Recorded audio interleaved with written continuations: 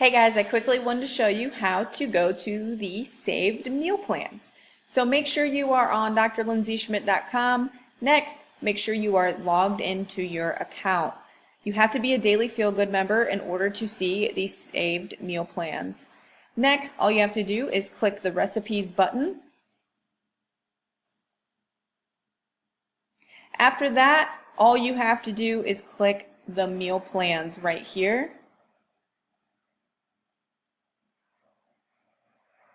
And voila, you have all of our saved meal plans that we have done for all the Daily Feel Good ladies. So it's easy peasy. You can piece together different recipes. You can pick a different meal plan if you're feeling something different. That's the beauty of this, is that there are plenty of options to accommodate to you and your lifestyle. So there is that. I wanted to show you guys how to access all the meal plans.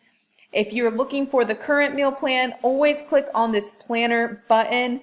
That'll take you to our updated meal plans.